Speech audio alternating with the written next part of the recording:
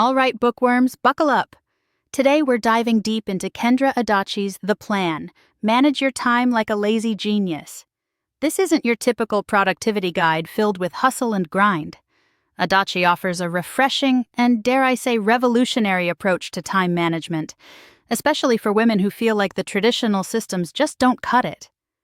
Adachi starts by calling out the elephant in the room. Most time management advice is by men, for men. She says that 93% of time management books are written by men, meaning that the advice you're getting is for men by men, and women are just expected to make it work. This doesn't take into account the realities of many women's lives: bosses, homes to manage, and menstrual cycles. She argues that the current productivity paradigm emphasizes optimization, efficiency, and success within a culture that already holds women to incredibly high standards. It's a system built on male-dominated strategies, not designed with women's best interests in mind. The problem isn't you. The system is broken. Adachi wants to create a new paradigm. She introduces two beliefs that can change everything. The goal is not greatness. The goal is integration. Start where you are. She challenges the traditional productivity mindset of striving for mastery and control, and instead pushes for a more compassionate approach. Integration in this context means wholeness. It's about connecting with all parts of yourself, your desires, emotions, and stress responses. She references Brené Brown's concept of wholehearted living, which involves letting go of things like perfectionism, numbing, the need for certainty, and exhaustion as a status symbol. The goal is not to crush it, but to be gentle with yourself, to stay with yourself, and to remember that you are beloved. She also provides some phrases that express integration. I can stay with myself. I can be gentle with myself. I am beloved. It's okay to be in process. I am making progress. I can come back to myself. I am responsible for only myself. It's okay for others to be uncomfortable, and I am allowed to take care of myself. The second transformative belief is to start where you are. Instead of focusing on an imagined future, Adachi encourages us to tend to ourselves today, in this season, with this body, family, and crisis. It is about being rooted in the present. She uses a metaphor of being in the ocean, caught in everything at once, and needing a taco floaty. The floaty is being present with your taco floaty while waiting to gather enough calming strength within yourself to get to the beach. Adachi then introduces the plan, which stands for prepare, live, adjust, and notice. The plan is also a tetrahedron, with the three faces being prepare, adjust, and notice. These three faces create the apex to live. It's a cyclical framework, not a linear one. The base of this pyramid is identifying what matters most in your current season. The point of all these things is to support us to live well right now. To prepare like a lazy genius, you go in the right order. Naming what matters. Calm the crazy. Trust yourself with what comes next. To prepare, the author offers these mindsets. Not everything can matter. A plan is an intention and not pass-fail, and external solutions will not solve internal problems. She acknowledges that women have been raised to not trust themselves. The author states that in every context that has a hierarchy rooted in patriarchy, women have historically not been valued, trusted, or believed. To live like a lazy genius, you live in the season. You define your needs, and your needs affect your priorities, and your priorities inform your choices. To live, the author offers these mindsets. Do not judge every day against your best day. Contentment is the antidote to optimization, and you're allowed to care. To adjust like a lazy genius, you start small. She warns against big black trash bag energy, which is the frenzied frustration when everything is falling apart.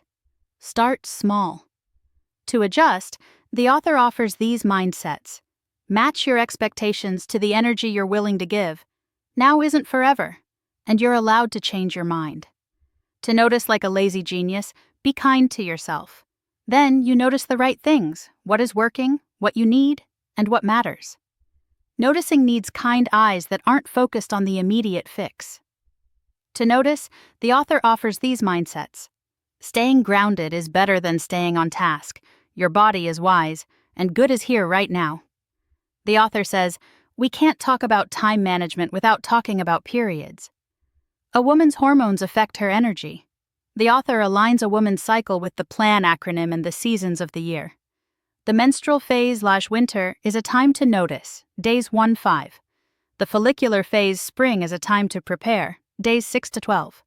The ovulation phase summer is a time to live, days 13-18. The luteal phase fall is a time to adjust, day 19 until your period starts. The author suggests that women leverage their cycle to their energetic advantage. The author says, you cannot create an ideal day and live it out until you die. There are things beyond your control that you should bring to the table. The author says to be more flexible with what you expect of yourself each day. Embrace your unique movement. Your personality, neurodiversity, and mental health, faith and spirituality, hormones, and things beyond your control all contribute to the shifting spectrum of energy and resources that you are living from. Your brand of time management is not just about time. Manage your energy, adjust your expectations, prepare to pivot, and live together.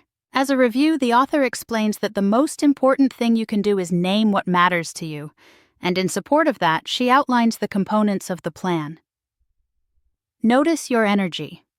As you start your day, see if you can name your energy. Adjust your expectations. Instead of an expectation of perfection and control, practice self-compassion and presence. Prepare to pivot. Follow these steps to deal with obstacles.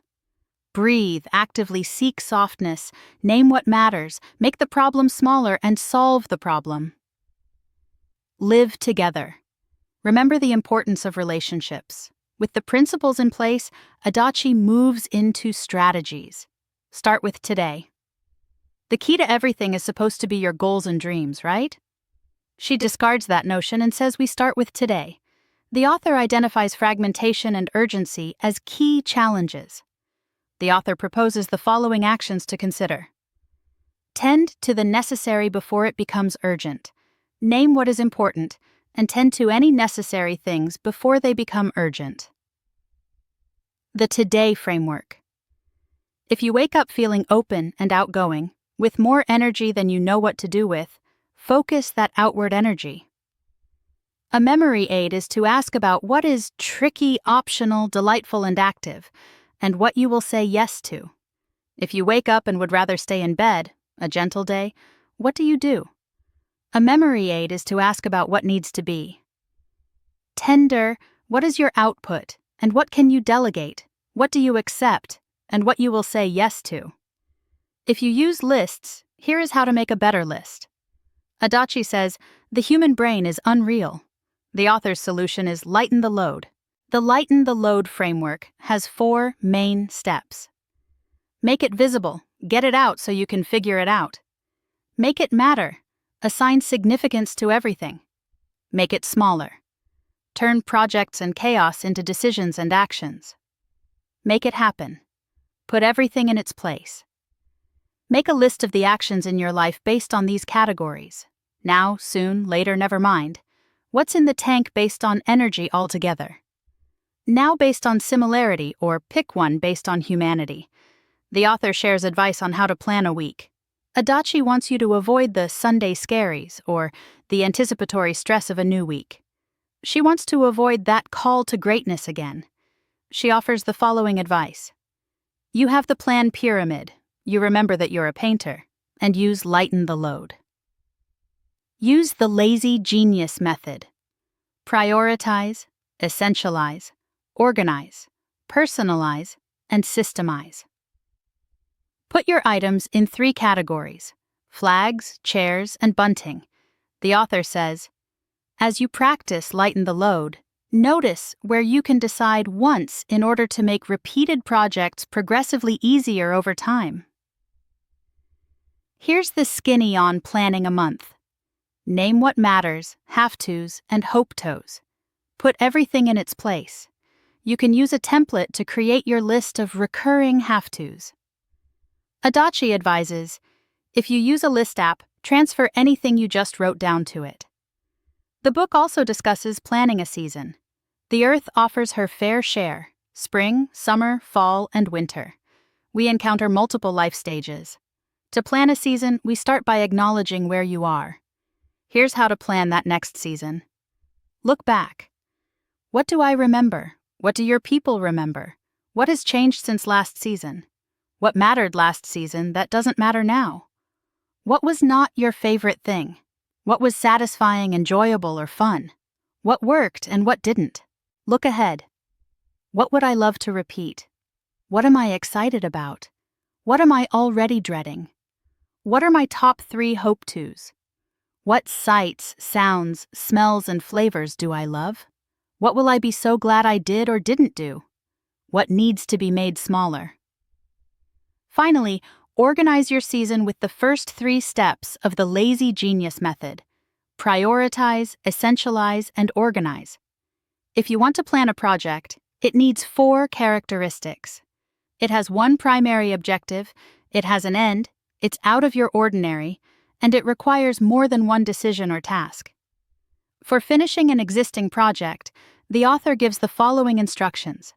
Make a plan to assess the project, assess the objective, confirm the end date, set aside time for the project, break down the decisions and actions, schedule the next couple of things, and keep checking in. The author lists questions for starting a new project, such as, how will the result of this project affect my life? The book includes advice for those with goals and dreams. The author says, I've had to find another way to see goals or else I'd suffocate in my own dysfunction. She created the someday list, full of things you'd like to do someday. Checking a box is not the end game. First, you should plan a trip. Next, learn or develop a skill by answering these questions. Adachi emphasizes the practice of checking in. Prepare in the beginning, adjust in the middle, and notice at the end. Perform a daily check-in. Then there are weekly check-ins, monthly check-ins, and seasonal check-ins. Lastly, Adachi shares how to perform a heartbeat check-in for when you need a check-in right now. The book includes pep talks, when you are in need of advice when there's too much to do, when your plan falls apart, when you can't say no, when you feel guilty, when you don't have help, when you're not motivated, when you're just so tired, and when you wish things were different. The author states, you are who you are, and the more you learn about her and honor her and lavish kindness on her, the more you will experience a wholehearted, integrated life. The main takeaway from The Plan is that time management isn't about squeezing every last drop of productivity out of your day. It's about designing a life that allows you to live fully and presently, in alignment with your values and energy levels. Integration over greatness. Remember that your worth isn't tied to how much you accomplish. Start where you are. Forget the 5-year plans if they overwhelm you. Focus on what matters right now. Be kind to yourself. This isn't a pass-fail system. It's about experimentation and self-compassion. Live in the season. Pay attention to the rhythms of your life, your body, and your energy levels. The Plan. Prepare, live, adjust, notice. A cyclical way to help you decide how to approach your life. I think this framework is helpful, no matter what your gender is. I hope you've enjoyed our discussion today. Thanks for watching. Make sure to give this video a thumbs up and hit that subscribe button so you never miss our next book dive.